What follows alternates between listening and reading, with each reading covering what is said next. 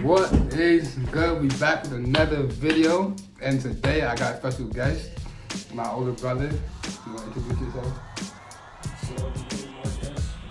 So that's my brother Marcus with the K and then the EST at the end. And as you can already tell by the title, I'm about to be basically talking about the time that I spent in foster care, and my brother is here. He's gonna give his perspective and like how he felt about it and what his thoughts on it was. And yeah, so without further ado, we're just gonna dive straight into the video. So how far you wanna go back? You wanna go back like, so when I got to that fight with our father? You wanna go? Alright, so we're gonna go all the way back to New Haven days, back to 2012. It was like around the time of Martin Luther King. I mean, not Martin Luther King. It was like, I think February, like it was just hitting March, and Black History Month. Black History Month was just about to, it was just ended. And we was going to go pick up a 360 from the pawn shop because my father used to pawn a 360. So we was going to go pick it up from the pawn shop. So like I was like out the door, I was excited because I was excited to finally play 2K against my brother. Cause I used to always, bust his ass in 2K like I still do to this day. And I was like already at the door. My brother, he comes and gets me because he's like, yo, like our father wants to speak to us about something. And you know what? I'm gonna let you go ahead. You go ahead and tell how this happened, how this turned out. You go ahead and tell them how this turned out. Basically, I guess I got him or whatever, but he didn't want to speak with us. And it was over something stupid. Something that we already used to hear smack about. Yeah, it basically my father had an issue about like touching his phone and like touching his stuff. And he never liked it. This was the time when the iPhone 3GS was out. And my father, like when he had to take the SIM card out, so like what people would do is they would like stick something in the hole, and like what happened is the phone would get scuffs and scratches. So he could tell like whenever we touch his phone. So yeah, go ahead. So on that day, I guess he thought we touched his phone, but to be honest with you, we could have stacked. Bro, tell the truth. Tell the truth now. Don't even lie. Don't flex. Tell the truth. Nobody touched his phone. Oh, you still lie to this day? I Go ahead. Yeah, don't get mad. Don't get mad at you. Alright, go ahead. So he thought someone touched his phone, but the thing is, nobody touched his phone. That exact day, nobody touched his phone, and the night before, nobody touched his phone. Now, probably 2 nights ago, I done probably touched his phone. Yeah, that's what I do. But in that exact moment, when it came up, the only reason why I even went to get him because he asked me something. I'm like, nah, I really didn't touch your phone. If I touched his phone, he would know. And any other time, he'll know. So what happened? What happened when I got inside? When I was standing right in front of him? Well, once he came inside, he asked the same question he asked me, and he told him no. And he said, why would I touch your phone? I really never touched your phone. That's a fact. He really never touched it compared to me. Yeah, right. But at that moment, nobody touched his phone. It's just the fact that he looked at his phone and saw scratches or whatever the case may be, and incorporated them when someone touched his phone when nobody did. So it ended up into a small and brief argument because the argument became physical kind of fast. So what happened was my father ended up backslapping me, right? But as soon as he like connected with the backslap, like I was already prepared with the right hook. Cause I used to tell you, right? Like prior to that, I used to say, yo, like if he ever tries to put his hands on me again or whatever, I'm handling what I gotta handle, right? So yeah, we got into a physical altercation, and basically my father kicked me out, and I ran outside. And what did you do when I went outside? Like once you broke it up? Because he's the one who broke it up. He eventually broke it up. So what happened after? What happened after is him complaining. And the craziest part is he kept talking about his phone. I'm like, yo, honestly, nobody touched. Like, what happened when I went outside? Like when you came out? Because you came outside after me. I came out to try to like run after to get you, but I found out where you went. I didn't have to really go run after you. Yeah. But what you tell me though when I went outside? I told you to relax.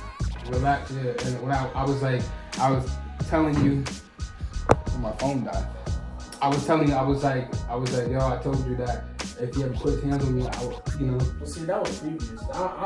In that moment, after you may have said that, but I already had heard that previous prior to that happening. Yeah. So, but then, what did you tell me? You told me to go to Isaac's house. Yeah. Yeah, I told you. Yeah. So my brother told me to go to my grandmother's house to go spend time with her.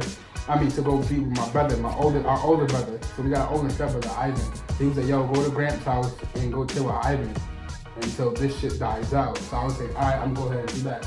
And then Ivan, I'm telling Ivan the story, and Ivan's telling me, he's like, yo, you wrong because that's your parent. Like, you should never put your hands on your parent. So Ivan's the one who ended up telling me to go back to the house to go apologize. So I was like, all right, fuck it, I'm just gonna go back and apologize. So what happened when I went to go apologize?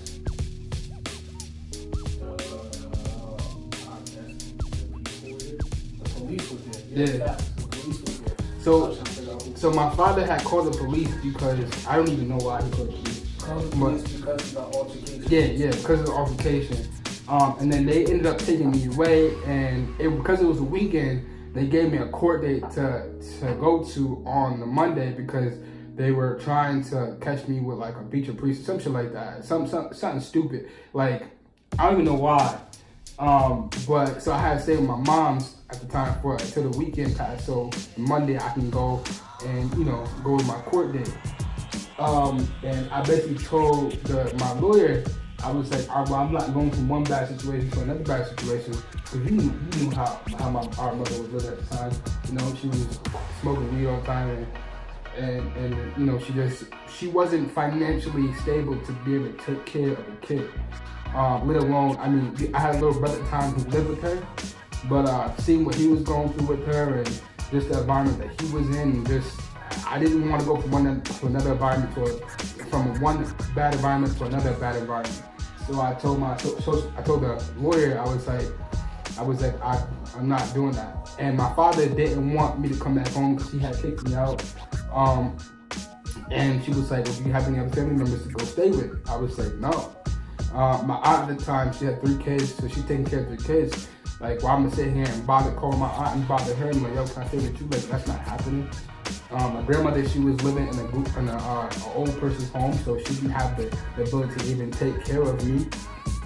So what had happening was she was like, well, the last option is foster care, and that's what we went with. And I ended up in foster care. I ended up moving from New Haven, Connecticut to Manchester, Connecticut, where they call it the safe home.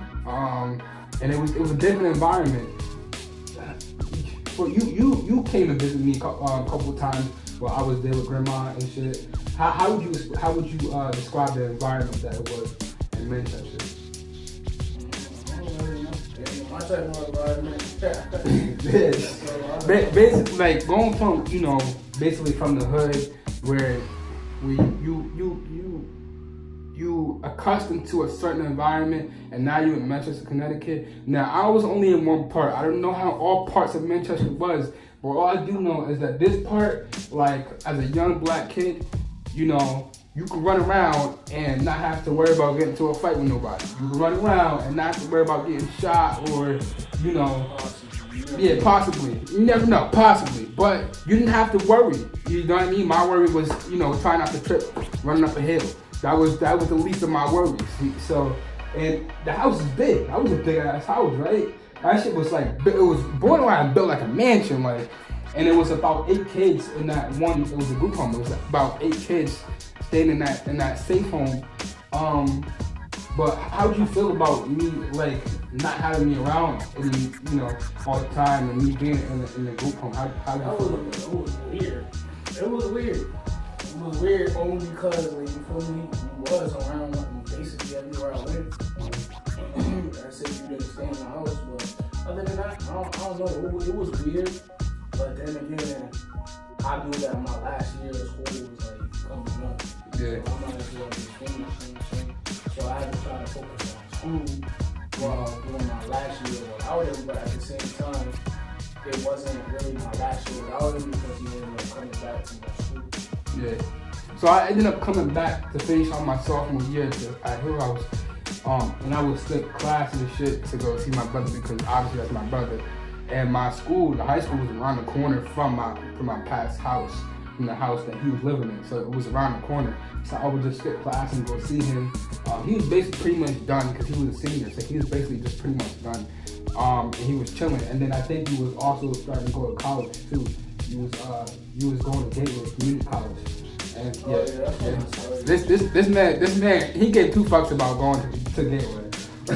Like, there was days he would skip so many classes. I'd be like, yo, don't you have class today? He's like, nah, I'm not going. I'm like, all right, man. No, I ain't skip a lot of classes at Gateway. It just seemed that way because my first 2 weeks of Gateway, I actually did the classes.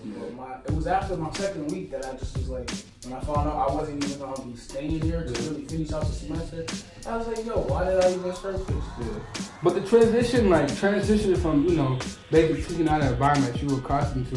One thing I really want to tell you to say is like, no matter the situation, if it's a negative environment, you have to find ways to remove yourself from this environment because you don't want to stay in an environment where you can't. My phone just cut off. But you don't want to stay in an environment where you're basically, you can't possibly grow in the environment that you're in. And so the transition was hard. I had my times where I was getting in fights with the staff that were working at the group home, and I was getting in fights with the other residents of the group homes and stuff like that. But then I ended up, after 7 months, I ended up transitioning to a group home in Bridgeport, Connecticut. How do you feel about that when I went from Manchester to Bridgeport? The one in Bridgeport, it was closer, so that one I could have got to way easier. But you barely still ever came to see me though. That's not true. I can't. Bro, I can't move from you did. Like towards like me about to graduate high school, yeah. That's because in the beginning I was still doing.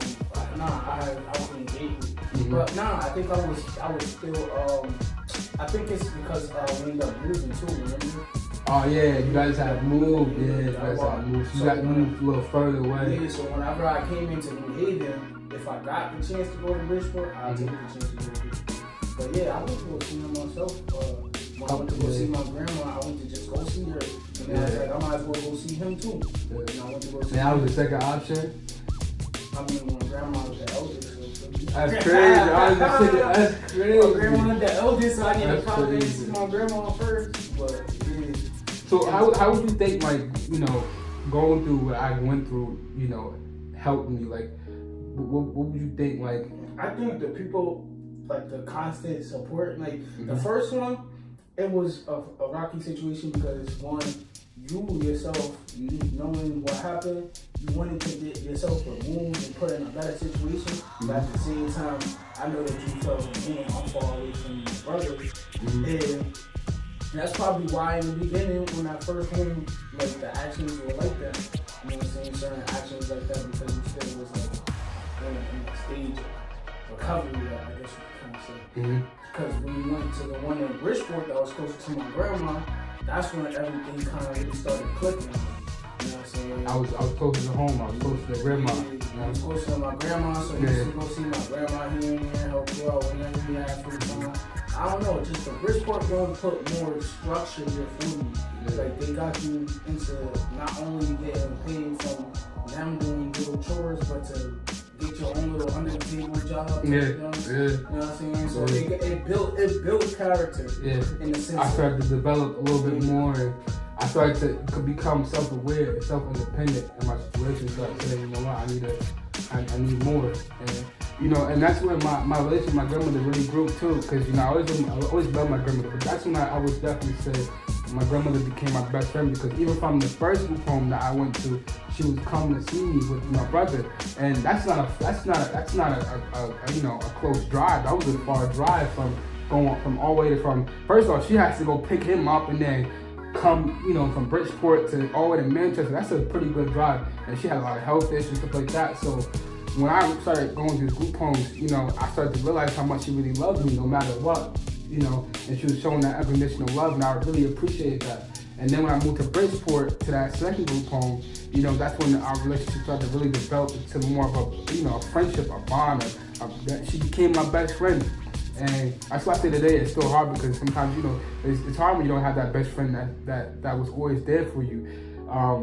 But yeah, like you said, I think it definitely helped me build character and become, you know, ultimately the person I became today. And, you know, my future is only brighter, you know, I'm supposed to say, you know, I hope my future is even more brighter. I hope, you know, and you know, out of all of this, I'm very blessed and very fortunate because I got to go to college. You know, I had to go to college first off. I got to go to college, and being able to be, you know, basically one of the first out of me and my brothers to basically go to college and graduate college.